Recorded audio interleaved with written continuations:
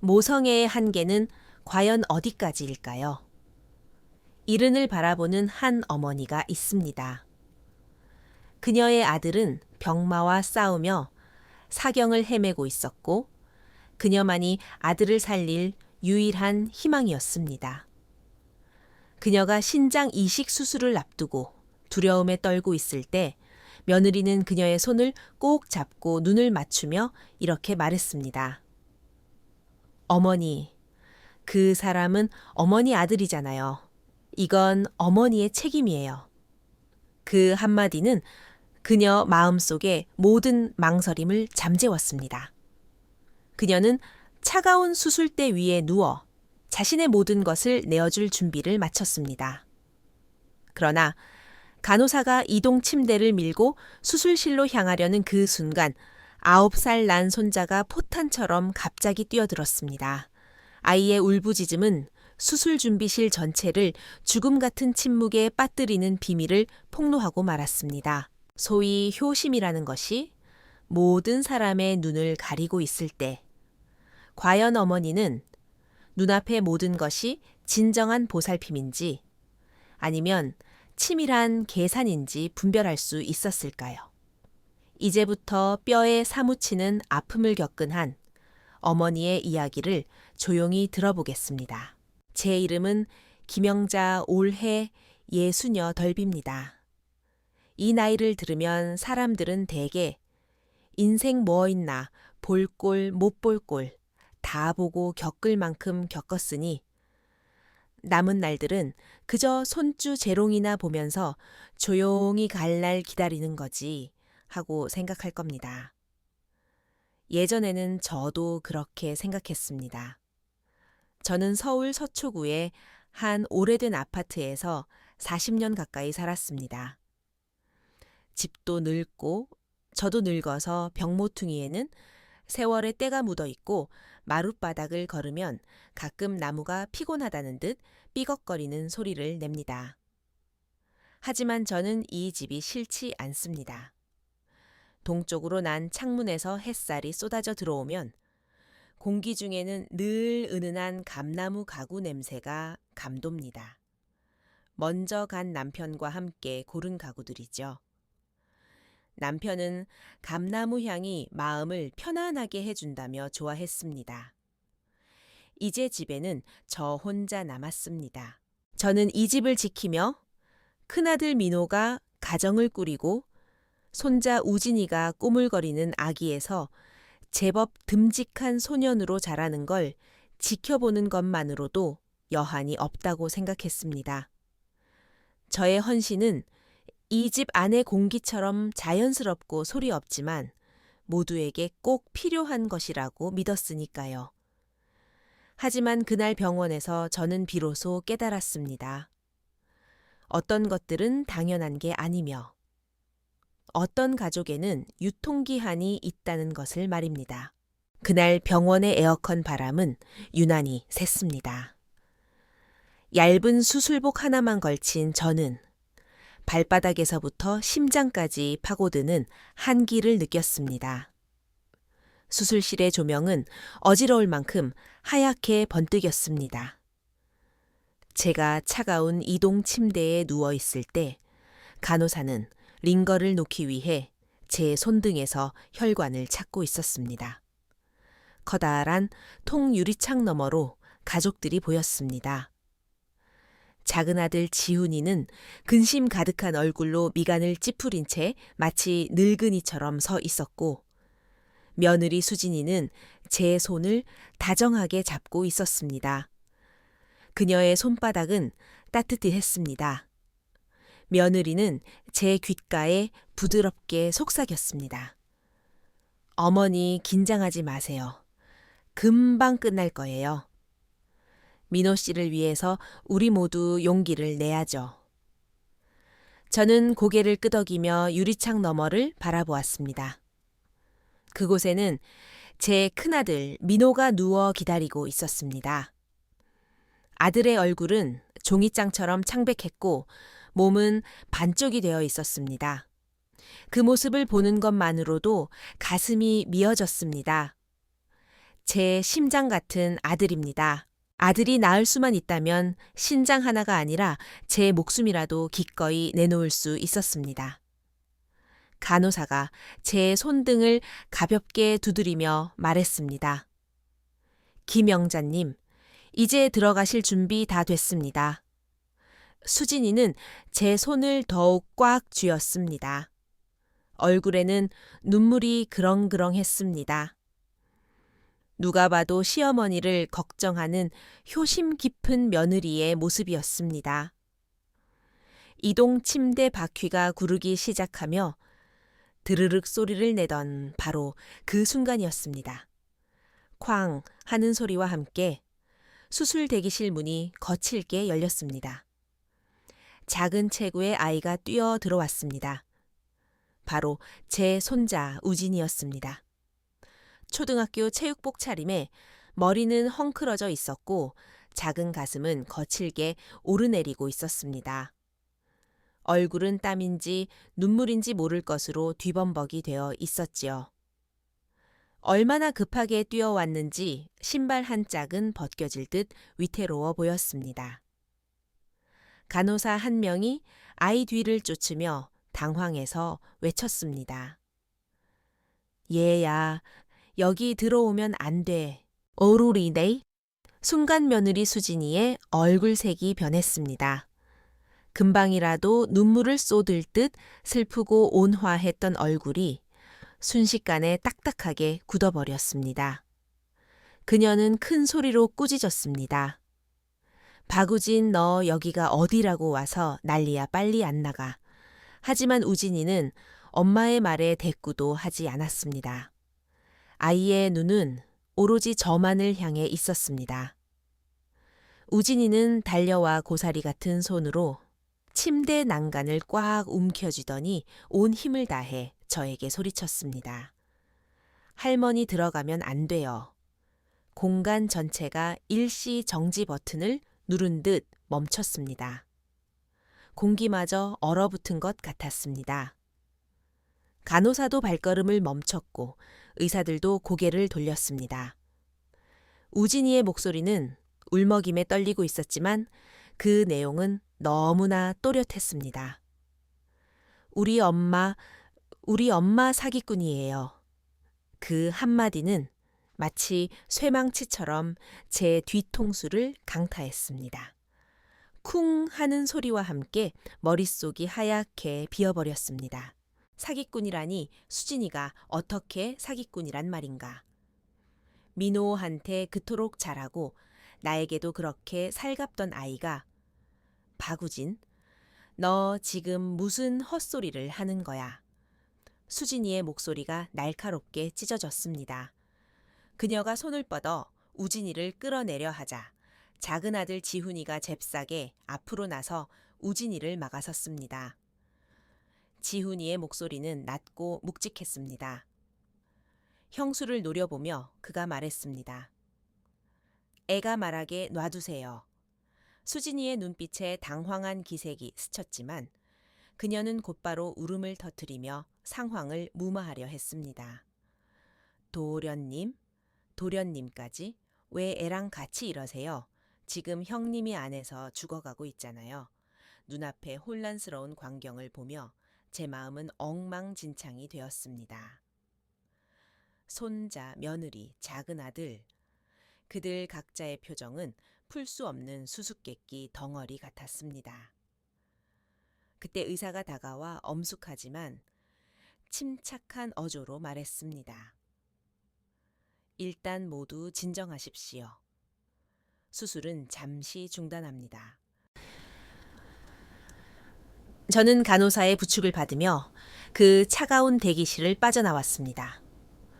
몸이 사시나무 떨듯 떨렸습니다. 추위 때문이 아니었습니다. 우진이의 그 찢어질 듯한 외침 때문이었습니다. 그 말은 마치 바늘처럼 겉보기에 완벽했던 행복이라는 풍선을 터뜨려 버렸습니다. 애초에 일이 이렇게 되어서는 안 되는 거였습니다. 이 모든 것은 반년 전 숨 막히게 더웠던 그 여름부터 시작되었습니다. 그해 여름은 유독 더웠습니다. 매미 소리가 사람 마음을 더 심란하게 만들었죠. 제 큰아들 민호는 무역회사에 다니고 있었습니다. 그 무렵 아들은 퇴근하고 돌아올 때마다 안색이 좋지 않았습니다. 일이 너무 힘든가 싶어 물어보면 아들은 늘 웃으며 손을 저었습니다. 어머니, 괜찮아요. 요새 프로젝트가 많아서 좀 피곤한 것뿐이에요. 아들은 가볍게 말했지만 제 눈에는 보였습니다.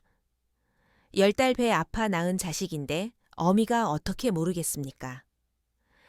예전에는 아무리 피곤해도 눈빛만은 살아있었는데 그 무렵 아들의 눈에는 잿빛 막이 낀 듯 생기가 없었습니다. 며느리 수진이는 나 정말 나무랄 데가 없었습니다. 매일 보양식을 끓여 민호가 오기를 기다렸고 입맛 없어 하는 남편을 어르고 달래 한 숟가락이라도 더 먹이려 애썼습니다. 밤이면 어깨를 주무르고 등을 두드려주곤 했죠.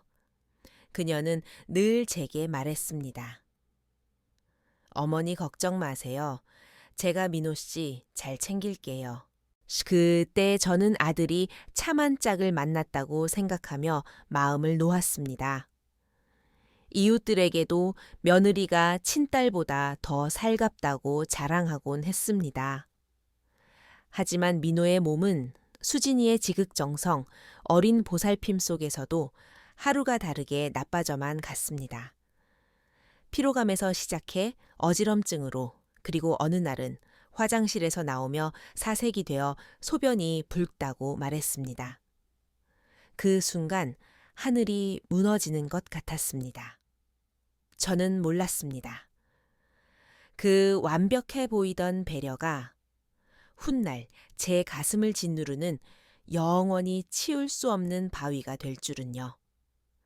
민호가 입원하던 날 밖에는 장대비가 쏟아졌습니다. 택시 앞 유리를 닦아내는 와이퍼 소리가 제 마음의 불안을 닦아내지는 못했습니다. 병원에 도착해 온갖 검사를 마친 뒤 의사는 저와 수진이를 진료실로 불렀습니다. 진료실 안에서는 차가운 소독약 냄새가 났습니다. 의사는 검사 결과를 들고 심각한 표정으로 말했습니다. 민호의 신장이 심각하게 망가져 당장 투석을 해야 하며 가장 좋은 방법은 신장 이식뿐이라고요. 이식이라는 두 글자가 얼음 덩어리처럼 제 가슴에 툭 떨어져 말을 잇지 못하게 했습니다. 기억나는 건 수진이가 그 자리에서 펑펑 울었다는 것입니다. 그녀는 의사의 손을 잡고 수술의 위험성은 어떤지, 수술 후 관리는 어떻게 해야 하는지 꼬치꼬치 물었습니다. 그 절박한 모습을 보며 저는 속으로 우리 아들이 장가 하나는 잘 갔구나 하고 생각했습니다. 이어진 조직 적합성 검사에서 수진이가 가장 먼저 검사를 받았고 동생인 지훈이도 검사를 받았습니다. 하지만 결과는 좋지 않았습니다. 마지막으로 늙은 어미인 제가 검사를 받았는데 의사는 제 결과가 가장 적합하다고 했습니다. 제가 아들을 살릴 유일한 사람이었습니다. 그 소식은 제게 안도감이자 동시에 무거운 압박이었습니다. 민호가 살 수 있다는 안도감과 곧 칠순을 바라보는 나이에 큰 수술을 해야 한다는 두려움.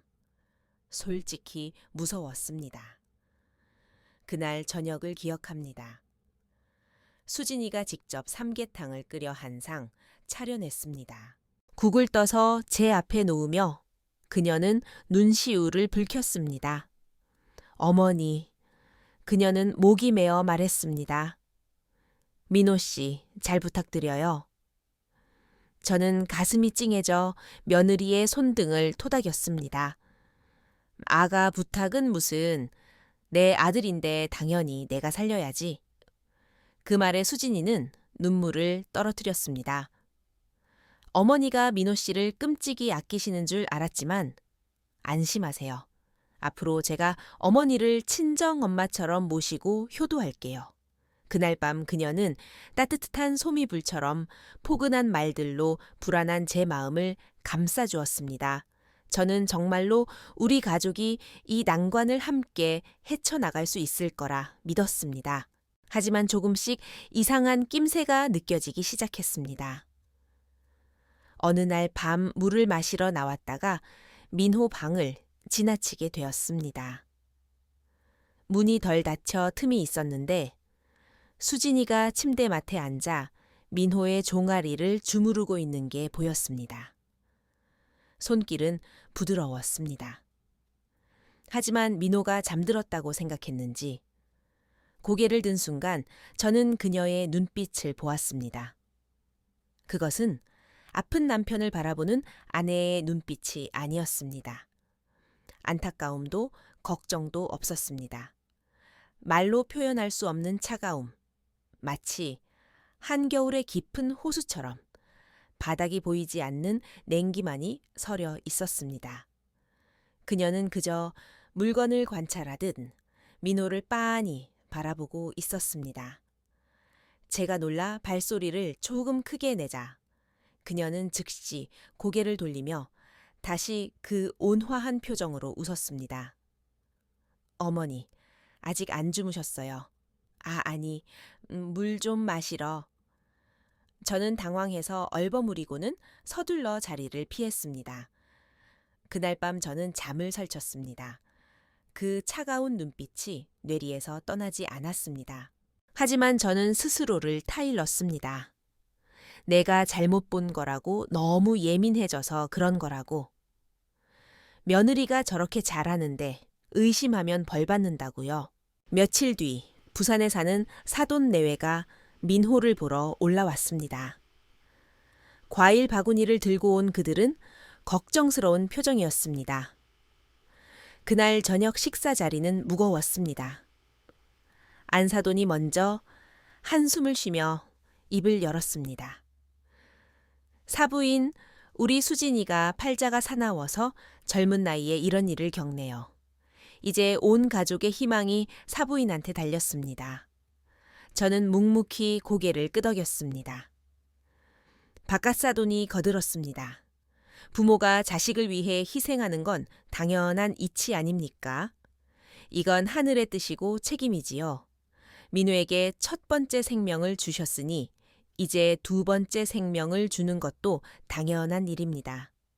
그들은 장단을 맞춰가며 듣기 좋은 말들을 늘어놓았지만 제 귀에는 그 말들이 저를 옥죄는 밧줄처럼 들렸습니다. 선택이 아니라 완수해야만 하는 임무처럼 느껴졌습니다. 옆에서 묵묵히 밥만 먹던 작은 아들 지훈이가 갑자기 고개를 들고 수진이를 보며 물었습니다. 형수님, 형이 요즘 먹는 그 영양제 있잖아요. 외국에서 사왔다는 거.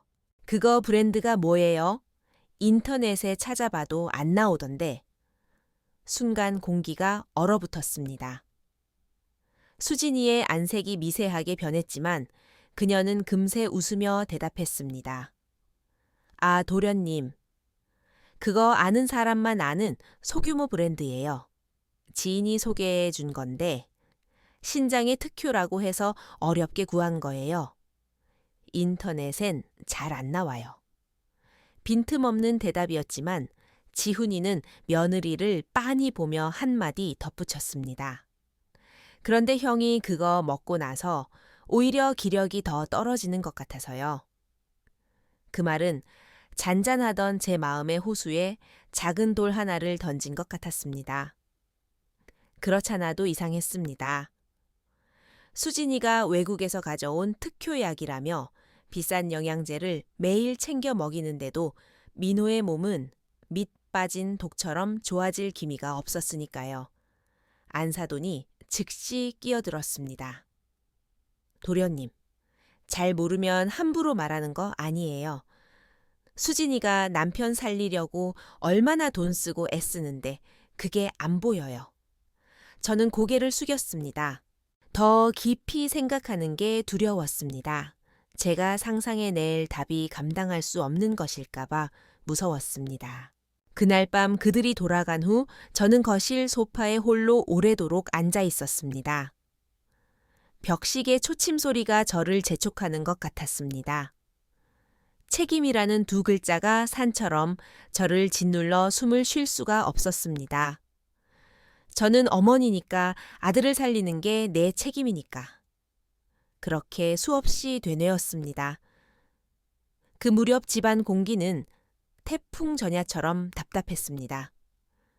유일하게 숨통이 트이는 건 손자 우진이 덕분이었습니다.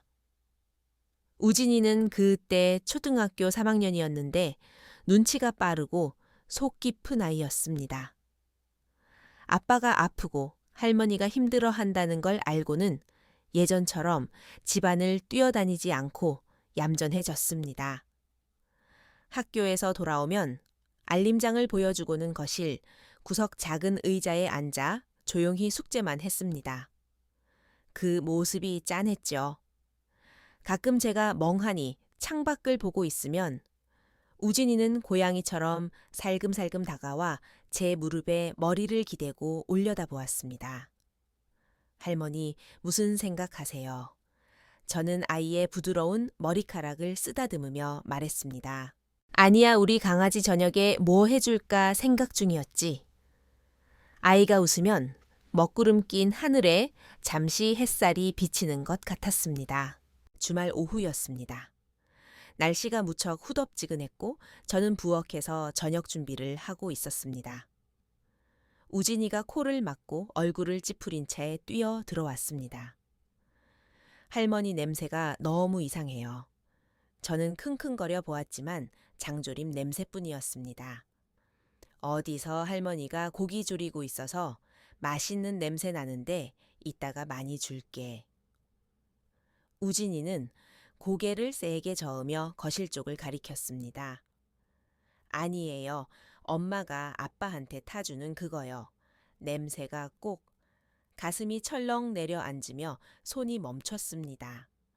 우진이가 말하는 게 뭔지 알았습니다. 수진이가 매일 시간 맞춰 직접 타서 민우에게 주는 외국에서 왔다는 신장 환자용 고단백 영양제였습니다. 은색 알루미늄 파우치에 들어있어 꼬부랑 글씨만 가득한 그것. 저는 국자를 내려놓고 우진이를 따라 거실로 갔습니다. 탁자 위에는 짙은 색 액체가 담긴 컵이 놓여 있었고 김이 모락모락 나고 있었습니다. 묘한 냄새가 났습니다. 한약 냄새도 아니고 음식 냄새도 아닌 마치 비닐이 불에 탔을 때 나는 냄새 같았습니다. 아주 희미했지만 코를 찌르는 불쾌함이 있었습니다. 전에도 맡아본 적이 있었지만 심란해서 무심코 넘겼던 냄새였습니다. 우진이가 제 옷자락을 당기며 까치발을 들고 귓속말로 속삭였습니다. 마치 대단한 비밀이라도 말하듯이요. 할머니 있잖아요. 아빠가 이거 마실 때마다 몰래 배를 잡고 괴로워해요. 제가 안 보는 줄 아는데 다 봤어요. 엄청 아파 보였어요. 심장이 꽉 조여 왔습니다. 엄마는 뭐라고 하더냐? 제 목소리가 떨렸습니다. 엄마가 그랬어요. 몸속에서 약효가 도는 거라서 좋은 현상이라고 아빠한테 참으라고요.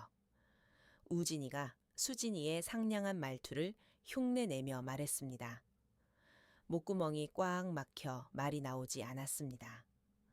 9살짜리 아이도 이상하다고 느끼는 걸 어미인 내가 정말 몰랐단 말인가.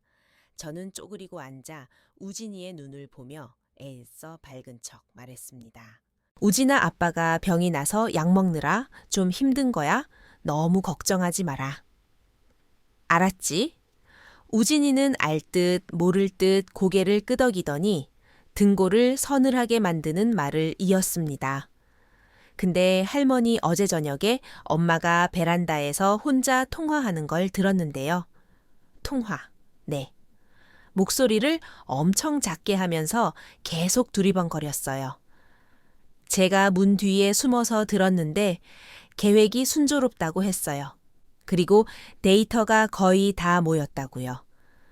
데이터, 무슨 데이터 살림만 하는 늙은이가 뭘 알겠습니까? 우진이가 고개를 갸웃하며 물었습니다. 할머니 데이터가 뭐예요? 먹는 거예요? 저는 울음보다 더 흉한 웃음을 지어 보이며 아이 머리를 쓰다듬었습니다. 아니야, 엄마가 회사 사람들이랑 일 얘기한 거야. 어린애는 몰라도 돼. 그렇게 아이를 달랬지만 제 마음은 얼음장처럼 차가운 물속에 던져진 듯 했습니다. 곱씹어 보니 수진이는 자주 베란다에서 혼자 통화를 했고 제가 다가가면 황급히 끊곤 했습니다. 그리고는 뒤를 돌아보며 어머니 무슨 일이세요? 하고 너무나 자연스럽게 웃었지요. 그 완벽한 자연스러움에 저는 의심조차 하지 못했던 겁니다. 하지만 아이들의 눈은 정확합니다. 세상이 흑과 백으로 나뉘어 있는 아이들은 어른들처럼 추악한 진실을 예쁜 거짓말로 포장할 줄 모릅니다. 그날 밤 저는 침대에 누워 뒤척이며 한숨도 자지 못했습니다. 우진이의 말이 주마등처럼 스쳐 지나갔습니다. 플라스틱 타는 냄새가 나는 영양제 그걸 마시고 고통스러워하던 민호 며느리의 차가운 눈빛 그리고 계획과 데이터라는 의문의 단어들. 이 조각들이 모여 제가 상상조차 할 수 없는 끔찍한 진실을 가리키고 있다면 어쩌나. 저는 창밖에 달빛을 보며 몸을 일으켰습니다. 방 안은 환한데 제 마음은 칠흑 같은 어둠이었습니다. 나무랄 데 없는 효부 며느리와 거짓말이라고는 모르는 순진한 손자. 저는 누구를 믿어야 할까요? 벼랑 끝에 서 있는 기분이었습니다. 앞으로 나아가면 청일 낭떠러지 뒤로 물러서자니 병상에 누워 며느리만 의지하는 아들에게 죄를 짓는 것 같았습니다. 우진이의 말을 들은 뒤로 제 마음속에는 의심의 씨앗이 자라나 가시덩굴처럼 저를 휘감았습니다. 저는 수진이의 일거수일투족을 몰래 관찰하기 시작했습니다. 작은 아들 지훈이도 저와 같았습니다. 말수는 줄었지만 형수를 보는 눈빛이 매서워졌습니다. 단순한 시동생과 형수의 관계가 아니라 탐색하고 경계하는 눈빛이었죠. 우리 모자는 같은 생각을 하고 있었지만 누구도 입 밖으로 내지 않았습니다. 얇은 종이 한 장 같은 그 불안을 찢어버릴 엄두가 나지 않았으니까요. 수술 날짜가 일주일 앞으로 다가왔을 때였습니다. 잠자리에 들렸는데 지훈이가 방문을 두드렸습니다. 어머니 주무세요. 목소리가 낮고 무거웠습니다.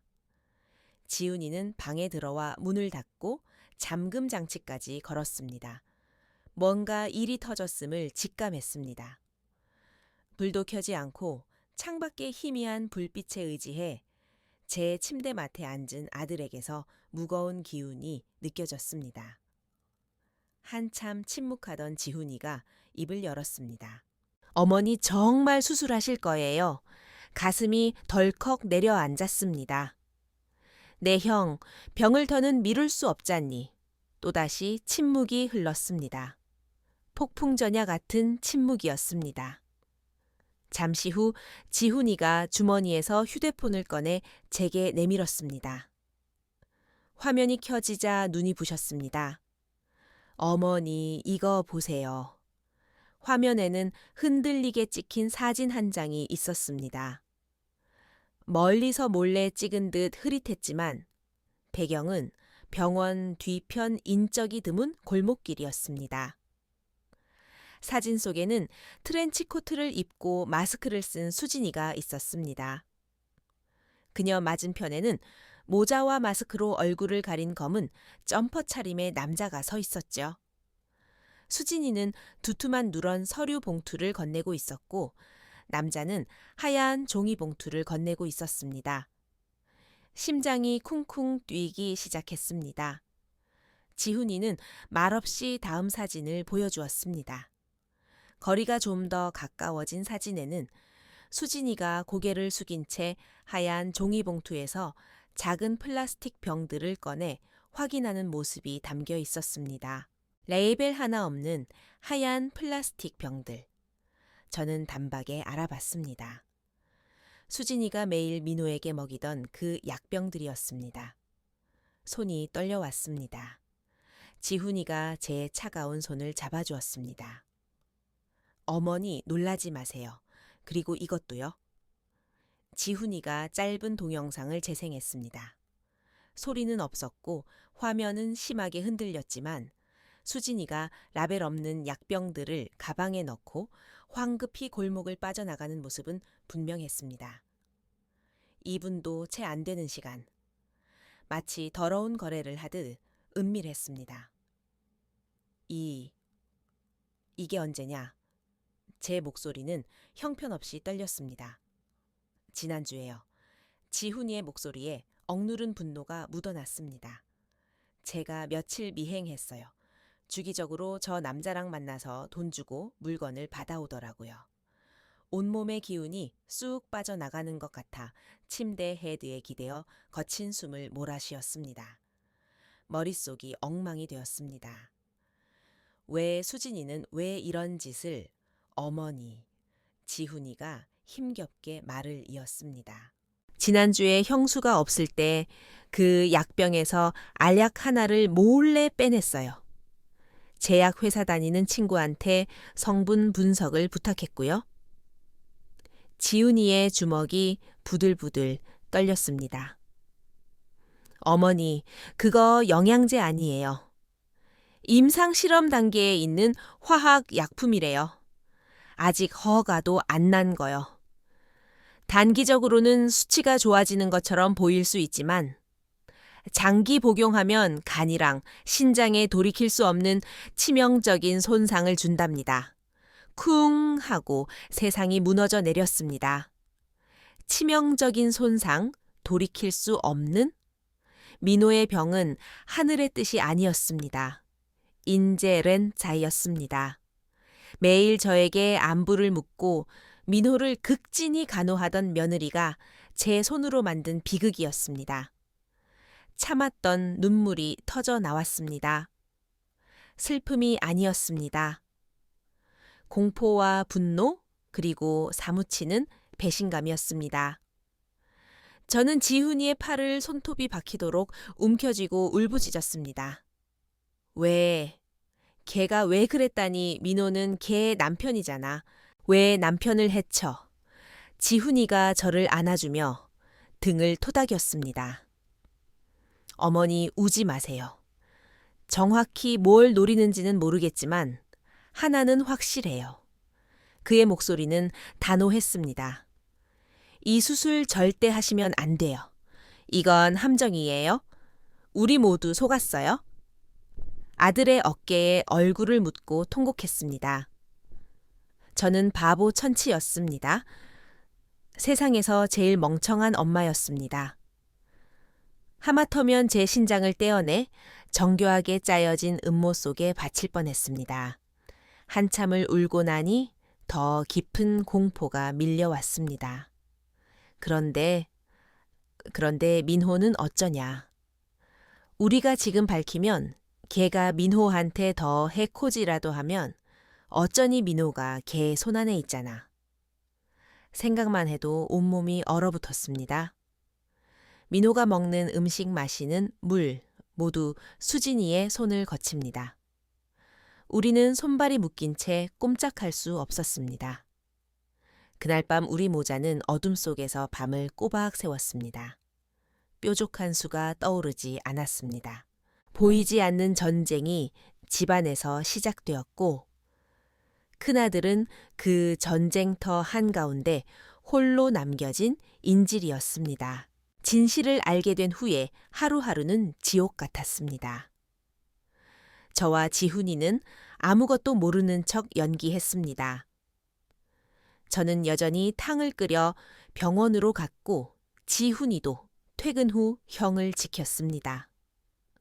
수진이가 병실을 드나들며 라벨 없는 약을 민호 입에 넣어주는 걸 볼 때마다 심장이 칼로 도려내지는 듯했습니다.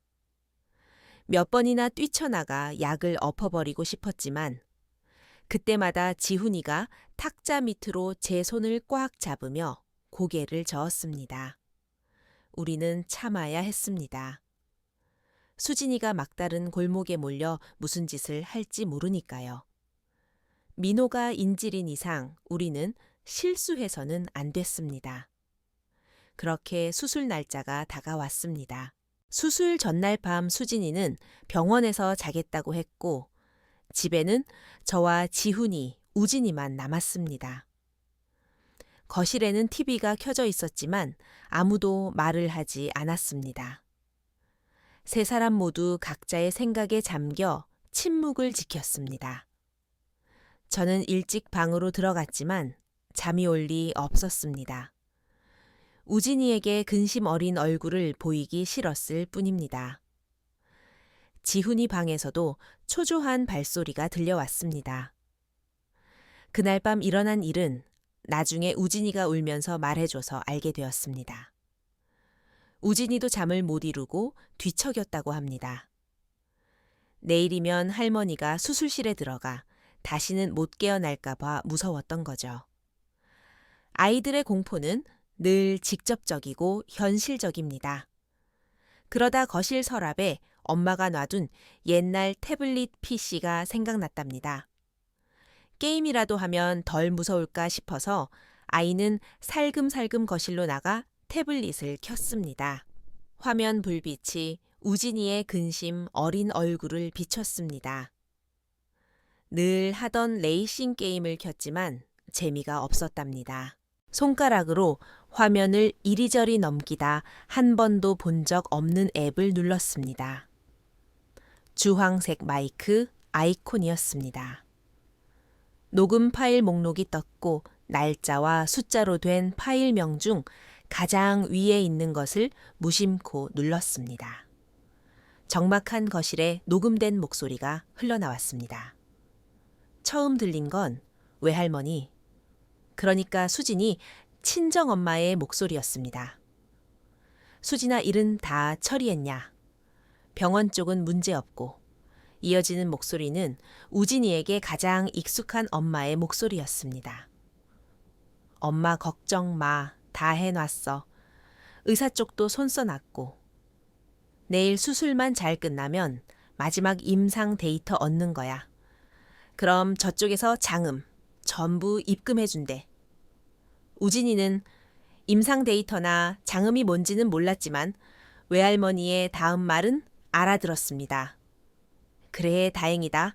근데 조심해라. 내 시어머니 겉보기엔 순해 보여도 속은 여우야. 눈치 못 채게 해. 아유, 걱정 마요. 수진이의 목소리엔 비웃음이 섞여 있었습니다. 그 노인네 아들 일이라면 끔찍하잖아. 민호 살린다는데 뭘 못하겠어. 내일이면 얌전히 수술 동의서에 사인할 거야. 우진이는 멍해졌습니다. 엄마가 할머니의 사랑을 이용해 함정에 빠뜨리려 한다는 걸 깨달은 겁니다. 상냥하게 웃으며 아침밥을 차려주던 엄마가 나쁜 사람이라니. 9살 아이에게는 너무나 잔혹한 현실이었습니다. 우진이는 소리 없이 눈물을 흘렸습니다. 눈물방울이 차가운 태블릿 화면 위로 뚝뚝 떨어졌습니다. 얼마나 그렇게 앉아 있었는지 모릅니다. 창밖이 파란색에서 회색 빛으로 변해가고 있었습니다. 날이 밝아오고 있었습니다. 할머니를 속게 놔둘 순 없다. 할머니가 그 차가운 수술실에 들어가게 할 순 없다. 작은 머릿속에 하나의 생각이 선명해졌습니다. 할머니를 찾아가야 한다. 아니, 병원으로 가야 한다. 가서 엄마의 정체를 밝혀야 한다. 아이는 눈물을 닦고 결연한 표정으로 태블릿을 가슴에 품었습니다. 마치 세상에서 가장 강력한 무기인 것처럼요. 우진이는 집을 뛰쳐나가 여명전의 어둠 속으로 달렸습니다. 목표는 단 하나, 병원이었습니다. 할머니를 구해야 했습니다. 나중에 알았지만 우진이는 바로 병원으로 가지 않았습니다. 아이가 뭘 알겠습니까? 그저 지원군이 필요하다는 생각에 몇 블록 떨어진 삼촌 지훈이의 자취방으로 달려갔습니다. 밤새 깨어있던 지훈이는 새벽같이 울리는 초인종 소리에 불길함을 느끼며 문을 열었습니다. 눈물 범벅이 된 우진이가 태블릿을 안고 숨을 헐떡이며 말했습니다. 삼촌, 할머니, 아빠가. 지훈이는 녹음 내용을 듣자마자 침착하게 차 키를 챙기고 우진이를 안아들고 병원으로 달렸습니다. 그는 수술실 앞에서 소란을 피우는 대신 외과 과장인 이 원장의 방으로 직행했습니다. 이 원장은 이번 수술 집도의로 깐깐하기로 소문난 사람이었습니다. 이 원장님, 지훈이가 다급하게 말했습니다. 어머니 수술 무조건 5분만, 아니 3분만 멈춰주십시오. 이것만 들으시면 다 아실 겁니다. 이 원장은 충혈된 지훈이의 눈과 겁에 질린 아이를 보며 잠시 망설이다 고개를 끄덕였습니다. 지훈이가 재생 버튼을 눌렀습니다.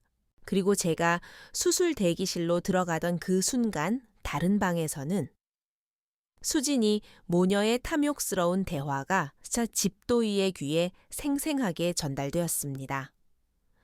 녹음을 다 들은 이 원장의 얼굴은 경악에서 분노로 변했습니다.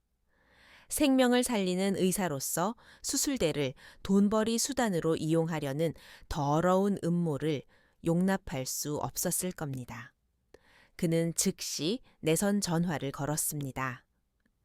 김영자 환자 수술 즉시 중단합니다. 다시 말합니다. 모든 절차 중단하세요. 그리고 지훈이에게 말했습니다. 따라오세요. 아이는 여기 있어라. 그래서 그 장면이 벌어진 겁니다.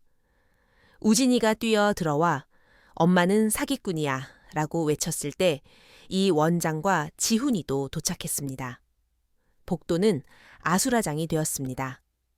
수진이는 처음에 친정 엄마 품에 안겨 지훈이를 모함했습니다. 도련님, 신장 주기 싫어서 애까지 시켜서 절 모함해요. 사람이 어떻게 그래요? 그 연기가 어찌나 감쪽 같던지 진실을 모르는 사람들은 속아 넘어갈 뻔했습니다.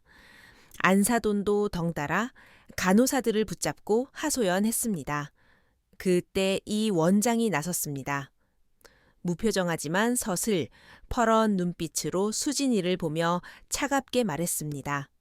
박민호 환자 보호자분, 방금 도련님이 당신과 당신 어머니의 통화 녹음을 저에게 주셨습니다.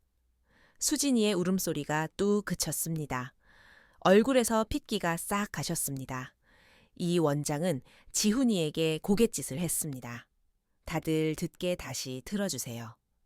지훈이가 휴대폰으로 녹음해둔 파일을 가장 큰 볼륨으로 재생했습니다. 병원의 하얀 복도에 수진이 모녀의 목소리가 다시 한번 울려 퍼졌습니다. 마지막 임상 데이터, 장음 입금, 그 노인네 아들 일이라면 끔찍하잖아. 얌전히 사인할 거야. 한마디 한마디가 뺨을 후려치는 것 같았습니다. 복도는 쥐 죽은 듯 조용해졌습니다. 간호사들은 경멸 어린 눈으로 그들을 쳐다봤습니다. 안사돈은 휘청거렸고 점잖은 척하던 바깥사돈의 얼굴은 불그락푸르락해졌습니다. 수진이는 완전히 무너져 내렸습니다. 그녀는 악을 쓰며 지훈이에게 달려들어 휴대폰을 뺏으려 했습니다. 가짜야, 다 조작된 거야. 네가 날 함정에 빠뜨린 거야. 하지만 보안 요원들이 그녀의 양팔을 붙잡았습니다. 헝클어진 머리 구겨진 옷, 우아했던 귀부인의 모습은 온데간데 없었습니다. 그녀는 저를 보며 도끼 어린 눈으로 소리쳤습니다. 김영자, 다 당신 때문이야. 늙은 게 안 죽고 내 앞길을 막아. 저는 가슴이 찢어질 듯 아팠지만 눈물 한 방울 흘리지 않았습니다. 이제부터는 약해져선 안 된다는 걸 알았으니까요. 이 원장이 제게 다가와 말했습니다. 어머니, 죄송합니다. 놀라게 해드려서. 이 수술은 진행하지 않습니다. 이건 의료 문제가 아니라 형사 사건입니다. 경찰이 오고 있습니다. 경찰이 그들을 연행해 갈 때 저는 등을 돌렸습니다. 남은 힘을 증오하는 데 쓰고 싶지 않았습니다. 폭풍은 지나갔지만 남은 건 텅 빈 공허함 뿐이었습니다. 간호사의 부축을 받아 환자복을 갈아입고 나오니 다리가 후들거렸습니다. 지훈이가 우진이를 데리고 제 앞에 쭈그리고 앉았습니다. 우진이는 여전히 태블릿을 꼭 껴안고 있었습니다. 아이 얼굴엔 눈물 자국이 가득했습니다. 어머니, 이제 괜찮아요. 지훈이가 쉰 목소리로 말하며 제 머리카락을 넘겨주었습니다. 저는 떨리는 손으로 우진이를 품에 안았습니다. 9살 작은 어깨로 어른도 감당하기 힘든 짐을 짊어진 아이. 우진아. 저는 목이 메어 말했습니다. 고맙다. 네가 할머니 살렸다. 우진이는 그제야 참았던 울음을 으앙 하고 터뜨렸습니다. 그날 오후 우리 셋은 병원 의자에 앉아 말없이 창밖으로 길게 늘어지는 그림자를 바라보았습니다. 제 인생은 거짓 속에 살았던 지난 반년과 진실을 마주하고 텅 비어버린 지금으로 나뉜 것 같았습니다. 저녁 무렵 민호에게 갔습니다. 아직 마취 기운이 남아 몽롱한 상태인 민호는 제가 사복 차림인 걸 보고 놀랐습니다. 어머니, 수술 끝났어요. 벌써 창백한 아들 얼굴을 보니 가슴이 미어졌습니다. 아내가 자신을 죽이려 했다는 사실을 어떻게 말할까요? 저는 차마 입이 떨어지지 않았습니다.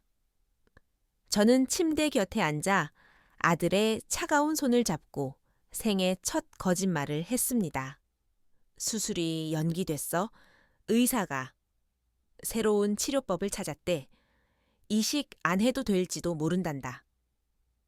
민호는 의아해했지만 기운이 없어 다시 눈을 감았습니다. 저는 링거 방울이 떨어지는 걸 보며 다짐했습니다. 앞으로 남은 인생 내 두 아들을 온몸으로 지켜내겠다고. 어머니의 책임은 신장을 주는 게 아니라 눈을 똑바로 뜨고 자식에게 닥칠 비바람을 막아주는 것이라고요. 하지만 거짓말은 오래가지 못했습니다. 사건이 워낙 커서 병원에 소문이 다 퍼졌거든요. 결국 우리는 이 원장님께 부탁드려 민우에게 사실을 알리기로 했습니다. 의사의 말이 더 객관적이고 받아들이기 쉬울 테니까요. 햇살 좋은 오후 이 원장님은 담담하게 자초지종을 설명했습니다. 병실 밖 유리창으로 보이는 민호는 고개를 숙인 채 움직이지 않았습니다. 석상 같았습니다. 이 원장님이 나오고 제가 들어갔습니다. 병실 안은 시계, 초침 소리와 기계음만 들릴 뿐 적막했습니다. 고개를 든 민호의 눈은 텅 비어 있었습니다. 영혼이 빠져나간 사람처럼요. 한참 만에 그가 쉰 목소리로 물었습니다. 어머니, 진짜예요? 제가 고개를 끄덕이자 그의 눈빛은 불신에서 거대한 분노로 변했습니다. 으악! 그는 침대를 내리치며 짐승처럼 울부짖었습니다. 왜 도대체 내가 뭘 잘못했다고? 왜 나한테 이래? 그 처절한 절규에 제 가슴도 찢어졌습니다. 증오할 대상조차 눈앞에 없으니 그 분노는 갈 곳을 잃고 허공을 맴돌았습니다. 한참을 울부짖던 아들이 탈진해 쓰러지더니 저를 보며 말했습니다. 이번엔 자책감이 가득한 눈빛이었습니다. 어머니, 죄송해요. 제가 불효자예요. 눈이 멀어서 지훈이 말도 안 듣고 하마터면 어머니를 죽일 뻔했어요. 저는 울며 아들을 끌어안았습니다. 아니야, 네 잘못 아니다. 사람 마음이 악한 게 죄지. 우린 가족이잖아. 함께 있으니 그걸로 됐다. 민호는 제 품에서 아이처럼 울었습니다. 그 눈물로 모든 상처를 씻어내길 바랐습니다. 반년이 지났습니다. 법원 판결이 나왔습니다. 수진이와 사돈 제약회사 관계자들 모두 사기 불법 약물 실험 상해 미수 등의 혐의로 실형을 선고받았습니다. 수진이는 징역 10년이라고 하더군요. 부엌에서 곰국을 끓이다 그 소식을 들었지만 저는 그저 알았다 하고 국물을 휘저었습니다. 곰국의 거품을 걷어내듯 그들은 이제 우리 삶에서 걷어내진 찌꺼기일 뿐입니다. 중요한 건 민호입니다. 민호는 정식 치료를 받으며 아주 느리지만 조금씩 건강을 되찾고 있습니다. 무엇보다 마음가짐이 달라졌습니다. 자신의 병을 주도적으로 공부하고 의사와 상담합니다. 동생 지훈이와도 사이가 각별해져서 둘이 머리를 맞대고 사업 구상을 하는 모습을 보면 흐뭇합니다. 우진이는 다시 밝은 아이로 돌아왔습니다. 학교 끝나면 아빠에게 달려가 조잘대고 부자지간에 로봇을 조립하는 모습은 한 폭의 그림 같습니다. 비로소 민호가 아빠 노릇을 제대로 하는 것 같습니다. 어느 날 오후 병원 옥상 벤치에 민호와 나란히 앉아 햇볕을 쬐고 있었습니다. 어머니, 민호가 말했습니다. 예전엔 돈 많이 벌어다 주는 게 가장이 할 일인 줄 알았어요. 그런데 이젠 알겠어요. 건강하게 살아있으면서 사랑하는 사람들 곁을 지키는 게 진짜 책임이라는 걸요. 저는 눈시울이 붉어져 웃으며 답했습니다. 나도 그랬다. 자식을 위해 희생하는 게 엄마의 책임인 줄 알았지. 그런데 이젠 아니란다. 그럼 지금은요? 지나가는 구름을 보며 제가 말했습니다. 엄마의 진짜 책임은 비바람을 다 막아주는 게 아니라 날씨 보는 법을 가르쳐주고 비 올 때 스스로 우산 쓰는 법을 알려주는 거더구나. 민호는 한동안 말이 없더니 제 손등에 자기 손을 포개었습니다. 어머니, 고마워요. 그 한마디에 모든 마음이 담겨 있었습니다. 우리 가족은 칠흑 같은 어둠을 지났지만 이제 빛을 향해 걸어가고 있습니다. 제 이름은 김영자 곧 이른입니다. 민호는 지훈이와 작은 사업을 하며 예전보다 돈은 못 벌어도 훨씬 행복하게 웃습니다. 우진이는 가끔 제게 묻습니다. 할머니 이제 안 슬퍼요. 그럼 저는 말합니다. 그럼 우리 강아지랑 아빠랑 삼촌이 있는데 뭐가 슬퍼? 할머니는 매일매일이 축제야. 진심입니다. 악몽 같은 폭풍우를 겪으며 저도 철이 들었나 봅니다. 이 나이에 철들었다니 우습지만 가족을 어떻게 사랑해야 하는지 이제야 진짜로 알게 된 것 같습니다. 김명자님의 사연은 여기까지입니다. 지극한 효심으로 포장된 기증 뒤에 숨겨진 끔찍한 음모, 그리고 반전, 등골이 서늘해지는 이야기였습니다. 그녀의 선택에 대해 여러분은 어떻게 생각하시나요? 아들을 보호하기 위해 끝까지 진실을 숨기려 했던 것이 옳았을까요? 아니면 9살 손자의 폭로가 아니었다면 파국을 맞았을까요? 가족이라는 이름 아래 행해지는 헌신과 그 뒤에 숨을 수 있는 비정한 계산. 여러분이 만약 김영자님이었다면 수술 직전의 진실을 알았을 때 어떤 선택을 하셨을지 궁금합니다. 댓글로 여러분의 생각을 남겨주세요. 특히 이 이야기에 공감하시거나 김영자님을 응원하고 싶으시다면 댓글에 숫자 1을 남겨주시면 큰 힘이 될 것입니다. 구독과 알림 설정 잊지 마시고 이 이야기가 누군가에게는 경각심과 깨달음을 줄 수 있도록 널리 공유해 주시면 감사하겠습니다. 감사합니다.